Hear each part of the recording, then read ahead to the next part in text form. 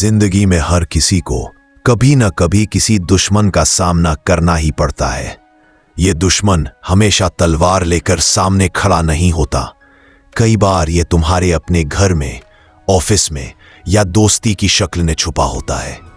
ऐसे लोग तुम्हारी कामयाबी से जलते हैं, तुम्हें नीचे गिराने की साजिश करते हैं और तुम्हारे विश्वास को तोड़कर तुम्हारा हौसला खत्म करना चाहते हैं।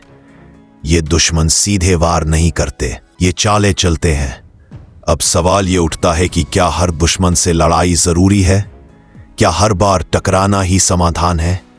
चाणक्य कहते हैं शक्ति का प्रयोग अंतिम उपाय होना चाहिए। बुद्धि से जीती गई लड़ाई तलवार से जीती गई जंग से कहीं ज्यादा स्थायी होती है। यही कारण है कि चाणक्य ने अपनी नीतियों में बार बार इस बात पर जोर दिया कि अपने दुश्मनों को हराने के लिए हमेशा लड़ाई नहीं करनी चाहिए, बल्कि उनकी कमजोरी को पहचान कर बिना लड़े उन्हें हराना चाहिए। ऐसी जीत न सिर्फ शांत होती है बल्कि सम्मानजनक भी होती है। आज के इस वीडियो में हम जानेंगे दुश्मन से बिना लड़ाई किए उसे हराने के 10 अचूक तरीके जो सीधे चाणक्य नीति से निकले हैं। ये तरीके न सिर्फ तुम्हारे दुश्मनों को मात देंगे बल्कि तुम्हारी सोच को एक नए स्तर पर पहुंचाएंगे। ये नीति सिर्फ किताबों में लिखी बातें नहीं है, ये आज के समय में भी उतनी ही सटीक बैठती है जितनी चाणक्य के काल में थी।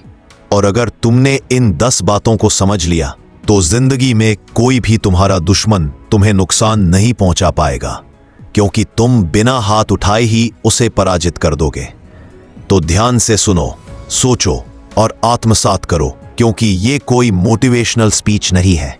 ये है एक मास्टर प्लान जो तुम्हें एक आम इंसान से एक ऐसा इंसान बना देगा जिसे लोग कम आंकने की भूल कभी नहीं करेंगे। दुश्मन की सोच को समझो, हमला मत करो। चाणक्य कहते थे शत्रु को हराने से पहले उसकी मानसिकता को जानना आवश्यक है। जो उसकी सोच को पढ़ सकता है वही उसे बिना लड़े हरा सकता है। जब भी कोई तुम्हारा विरोध करता है, जलता है या तुम्हारे खिलाफ साजिश करता है, उसका मकसद सीधा नुकसान पहुंचाना नहीं होता। उसका असली मकसद होता है तुम्हें मानसिक रूप से कमजोर करना, तुम्हारे अंदर शक पैदा करना और तुम्हारी ऊर्जा को भटका देना। अगर तुम भावनाओं में बहकर रिएक्ट करने लगते हो तो तुम उसके जाल में फंस जाते हो। इसलिए सबसे पहला तरीका है दुश्मन की मानसिकता को गहराई से समझो। ऑब्जर्व करो कि वो किस बात पर ट्रिगर होता है, उसकी इनसिक्योरिटी क्या है, वो किस चीज से डरता है और वो अटैक क्यों कर रहा है। जब तुम सोचते हो तो तुम लड़ाई से बाहर होते हो, और जब तुम सोचते हो अब दुश्मन डरने लगता है, क्योंकि उसे समझ नहीं आता कि तुम पलटवार क्यों नहीं कर रहे। उसकी चालें व्यर्थ होने लगती है और वह खुद ही कमजोर होने लगता है। बिना कुछ कहे, बिना कुछ किए, सिर्फ उसकी साइकोलॉजी को पकड़कर तुम आधी जंग पहले ही जीत लेते हो। दुश्मन के सामने अपनी ताकत मत दिखाओ, उसे भ्रम में रखो। चाणक्य की नीति कहती है अपने बल का प्रदर्शन न करो, बल्कि उसे छुपाकर रखो ताकि शत्रु तुम्हें कमजोर समझे और गलती करे। आज के समय में लोग हर चीज दिखाना चाहते हैं, पैसा, सफलता, विचार, लेकिन जो चुप रहता है वही सबसे खतरनाक होता है। अगर तुम्हें पता है कि तुम्हारा कोई सहकर्मी, दोस्त या रिश्तेदार तुम्हारे खिलाफ प्लॉटिंग कर रहा है, तो सबसे बड़ी गलती होगी उसके सामने खुद को सुपीरियर दिखाना। ऐसा करके तुम उसे अलर्ट कर देते हो।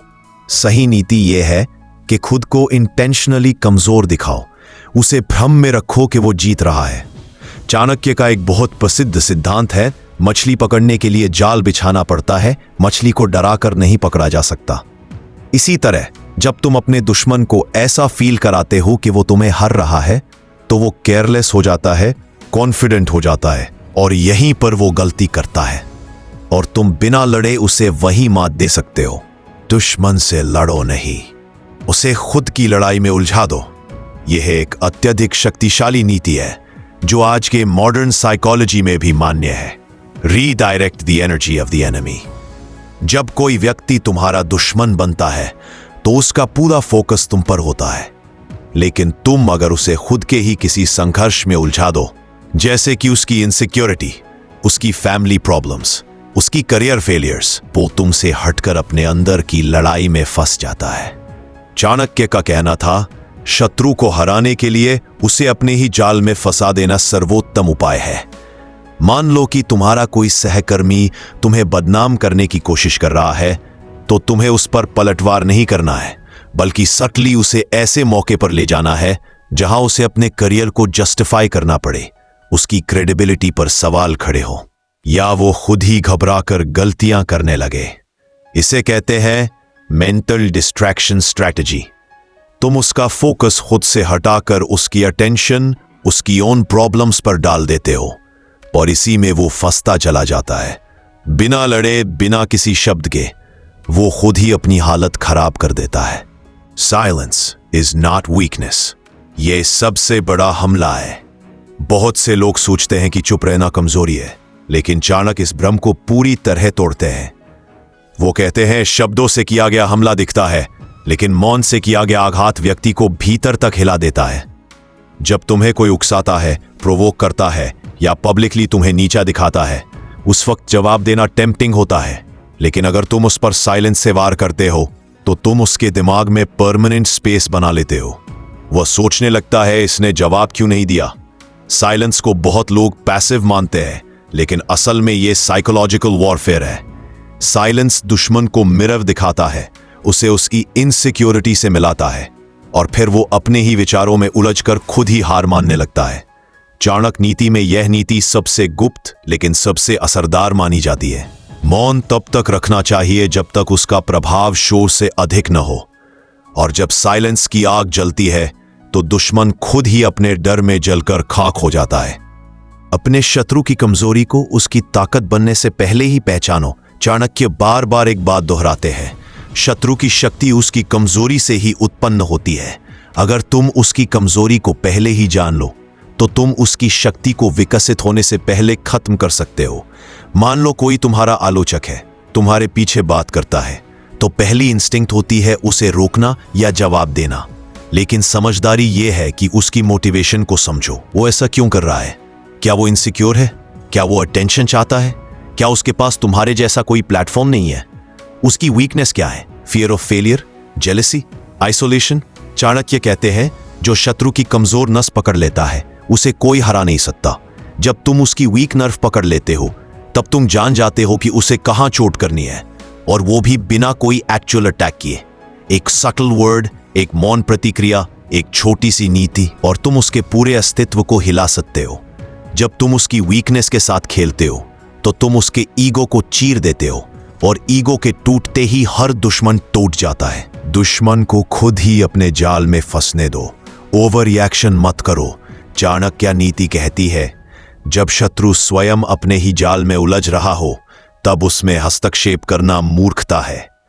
आज की दुनिया में अधिकतर लोग हर इंसल्ट, हर गॉसिप, हर छोटी सी बात पर ओवर रिएक्ट कर जाते हैं, और यही वो गलती है जो दुश्मन चाहता है। अगर कोई इंसान तुम्हारे खिलाफ चाल चल रहा है तो उसमें कूदने की जरूरत नहीं होती, बस शांत रहकर देखना होता है कि कब वो खुद ही अपने झूठ, अपनी चाल और अपनी बेवकूफ़ी में फंस जाता है। जैसे किसी ऑफिस में एक इंसान तुम्हारे खिलाफ गलत रूमर्स फैला रहा है, तो उस पर पलटवार करने से बेहतर है चुप रहो और वॉच करो, क्योंकि जब एक आदमी बार बार झूठ बोलता है तो एक दिन वो खुद ही कॉन्ट्रडिक्शन में फंसता है। लोग धीरे धीरे उसकी बातों पर शक करने लगते हैं। तुम्हें कुछ करने की जरूरत नहीं होती, क्योंकि उसका कैरेक्टर ही उसकी सजा बन जाता है।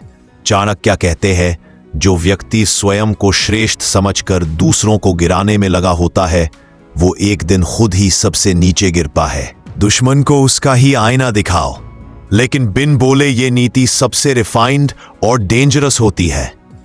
Mirror strategy. चाणक्य कहते हैं शत्रु का सामना शब्दों से नहीं, उसकी ही छवि से करो। इसका मतलब यह है कि जब कोई तुम्हारे खिलाफ चुपचाप वार करता है, तुम्हें नीचा दिखाता है या पब्लिक इंसल्ट करता है, तो तुम उसे पब्लिकली जवाब मत दो, बल्कि उसकी ही चाल, उसके ही अंदाज में, बिना कुछ बोले, बिना कुछ कहे, उसकी स्ट्रैटेजी का मिरर उसके सामने रख दो। मान लो कोई तुम्हें बार बार नीचा दिखाने की कोशिश कर रहा है, तो तुम उसे इग्नोर मत करो। तुम वही शब्द, वही पैटर्न सटली अपने किसी काम में दिखाओ, जैसे कि पोस्ट, स्पीच, एटीट्यूड, ताकि वो खुद समझ जाए कि तुम्हें सब पता है और फिर भी तुम चुप हो। यह सबसे खतरनाक स्थिति होती है, क्योंकि अब दुश्मन तुम्हारे मन की गहराई को समझ नहीं पाता। वो डरने लगता है कि तुम कब क्या करोगे, कैसे पलटवार करोगे। वो हर वक्त एंजाइटी में रहता है और यही एंजाइटी उसकी हार का कारण बनती है। दुश्मन को रेलेवेंस से बाहर करो, उसे इंपॉर्टेंस देना बंद करो।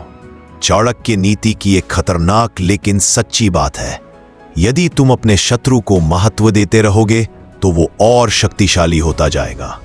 बहुत से लोग गलती करते हैं, अपने दुश्मन के हर एक एक्शन पर रिएक्ट करके, इनडायरेक्ट बातें करके, स्टेटस डालकर या उसका जिक्र करके।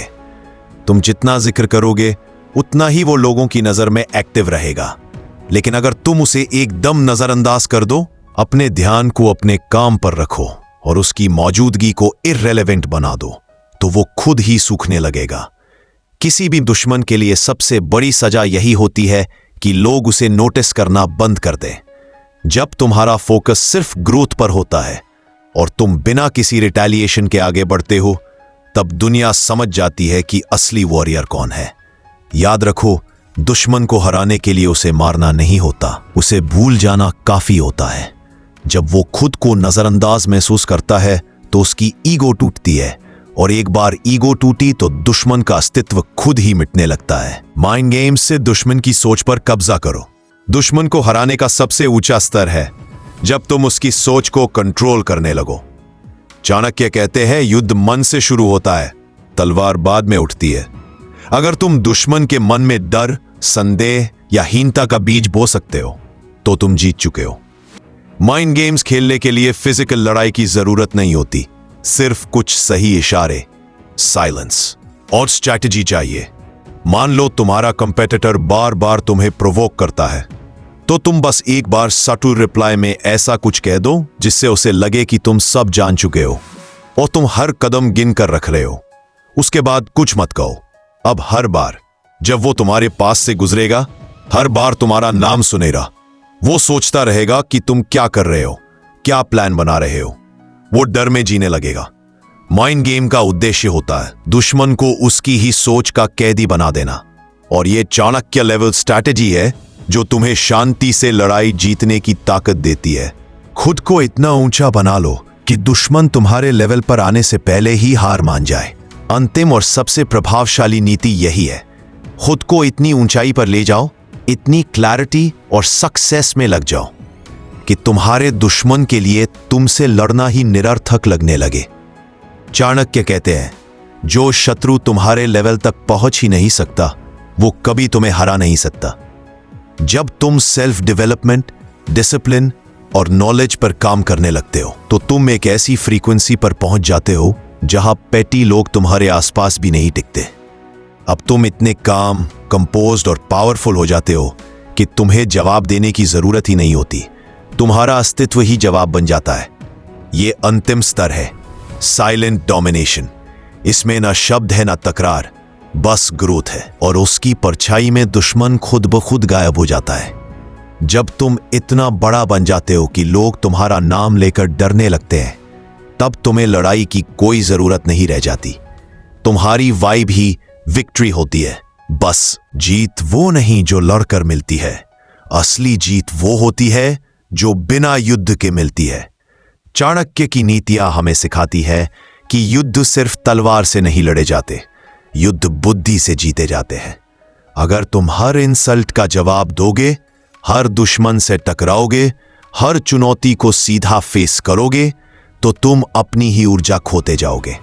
लेकिन अगर तुम चाणक्य की नीति को अपनाकर शांति, चुप्पी और रणनीति के साथ दुश्मन को हराओगे, तो तुम्हारी जीत स्थायी होगी, सम्मानजनक होगी और गहरी होगी।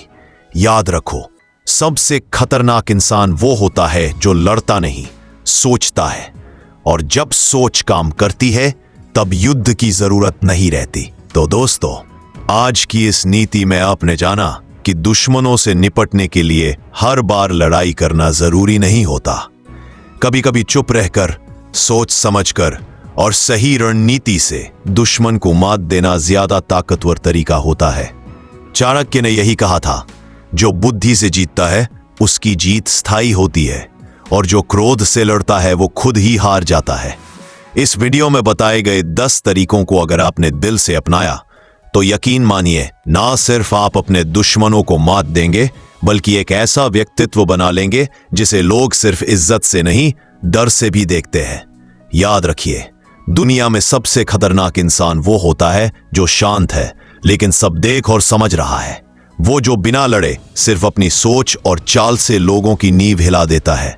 और आज की इस चाणक्य नीति ने यही सिखाया है कि असली जीत तलवार से नहीं, नीति से होती है। अगर आपको ये बातें पसंद आई हों और आपने कुछ सीखा हो तो इसे अपने उन दोस्तों के साथ जरूर शेयर करें जो खुद किसी चालाक दुश्मन से जूझ रहे हैं लेकिन लड़ना नहीं चाहते, सिर्फ जीतना चाहते हैं। नीचे कमेंट करके जरूर बताएं कौन सी नीति ने आपको सबसे ज्यादा झकझोरा।